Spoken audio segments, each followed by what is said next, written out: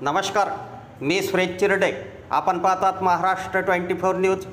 यवतमाळ जिल्ह्याला प्रशासनाचा yellow alert. जिल्हाधिकारी कार्यालयामधून सूचना.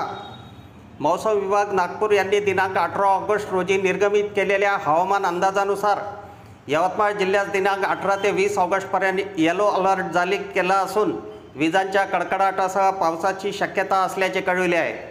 या कालावधीत वीज पडून होणारी जीवितहानी व वादळी वाऱ्यामुळे घरांची भिंत, टीन पत्रे पडून होणारी जीवितहानी व वित्तहानी टाळण्याकरिता प्रतिबंधात्मक उपाययोजना याबाबत मार्गदर्शक सूचना जिल्हा प्रशासनाने निर्गमित केल्या आहे. नागरिकांनी पूरसदृश्य परिस्थिती असलेल्या भागात शक्यतो जाणे टाळावे. आकाशात वीज चमकत असल्यास सुरक्षित स्थळी जावे. झाडाखाली थांबू नये. नदी नाल्याच्या पुलावरून पुराचे पाणी असल्यास दुचाकी, चारचाकी, बैलगाडीने जाणे टाळावे. पुराच्या पाण्यात धरण क्षेत्रात, पर्यटन ठिकाणी जाऊन सेल्फी काढणे, रील बनविणे इत्यादी प्रकार टाळावे. जिल्ह्यातील इसापूर प्रकल्प, बेंबळा प्रकल्प, आदरपूस प्रकल्प, अडाण प्रकल्प, निम्न वर्धा प्रकल्पमधून नदीपात्रात विसर्ग सुरू असून नदीकाठी नागरिकांनी जाणे टाळावे. अशा सूचना नागरिकांकरिता जिल्हाधिकारी कार्यालय यवतमाळ यांनी दिल्या आहे.